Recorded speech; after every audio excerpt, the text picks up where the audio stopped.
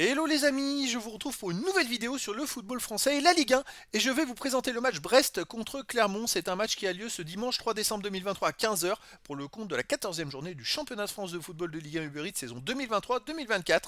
Alors Brest c'est le 7ème du classement qui reçoit Clermont le 17ème. Donc dans cette vidéo je vais revenir sur le classement de la Ligue 1 avec les statistiques de ces deux équipes. On verra ensuite le classement des meilleurs buteurs et passeurs de Ligue 1 avec les meilleurs buteurs et passeurs pour Brest et Clermont. On enchaînera par tous les résultats et stats de tous les matchs joués par ces deux équipes avec les résultats et stats de Brest à domicile, les résultats et stats de Clermont à l'extérieur, puis on terminera par les compos d'équipes et tactiques éventuelles, ce qui nous permettra d'avoir une idée, une tendance à ce match. Pour ceux qui souhaitent voir ce match à la télé, sachez que vous pouvez le voir sur Prime Vidéo. Au classement, on a donc Brest qui est 7ème de Ligue 1 avec 18 points en 12 matchs, 5 victoires, 3 nuls, 4 défaites, 14 buts marqués, 14 encaissés, 0 différence de but. Ils sont à mi-chemin au milieu du classement, à mi-chemin entre les places pour la qualif pour la Coupe d'Europe et les places de barragistes ou de descente pour la Ligue 2. Par contre, Clermont de son côté est 17ème et donc ils sont relégables pour l'instant. Ils ont 10 points en 13 matchs, 2 victoires, 4 nuls, 7 défaites, 9 buts pour, 18 contre, moins 9 de différence de but. Clermont doit prendre des points. Ils sont à 2 points donc de Toulouse qui est le premier non relégable. Il n'y a pas beaucoup d'écart. Avec les victoires à 3 points, ça peut aller très vite.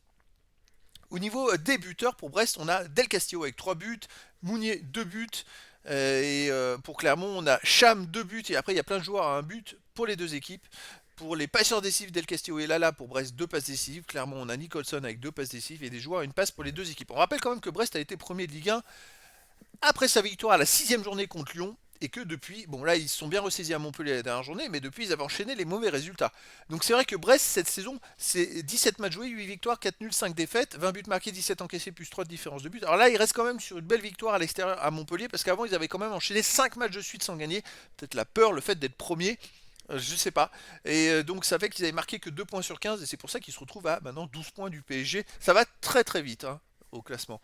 De son côté, Clermont, 18 matchs joués, 5 victoires, 5 nuls, 8 défaites, 13 buts marqués, 18 encaissés, moins 8 de différence de but. En même temps, ils sont avant-derniers, mais vous voyez, il n'y a pas de très très bons résultats. Par contre, c'est vrai que dernièrement, ils marquent pas beaucoup de buts, mais ils en prennent pas tant que ça, à part sur la défaite contre Lens 3-0.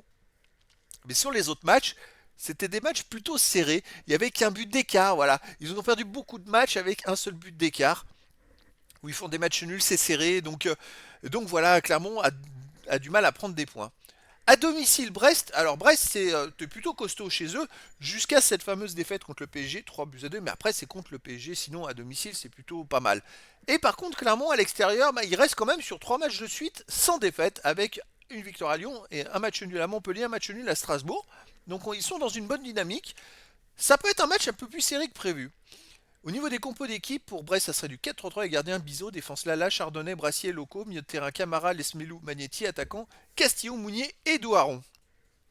Et pour Clermont, ça serait du 3-4-3 avec gardien duo, défense Coffrier, Pelmar, Sédou, milieu de terrain Borges, Gonalon, Magnien, Konaté, attaquant Alevina, Nicholson et Cham. Donc voilà, le décor est planté entre ces deux équipes. Ça peut être un match plus serré qu'il n'y paraît. Donc les amis, je vous donne rendez-vous ce dimanche 3 décembre 2023 à 15 h pour le match de la 14e journée du championnat de France de football de Ligue 1 Uber Eats saison 2023-2024. Brest, le 7e du classement, reçoit Clermont, le 17e. Voilà les amis, je vous dis à très bientôt pour une nouvelle vidéo.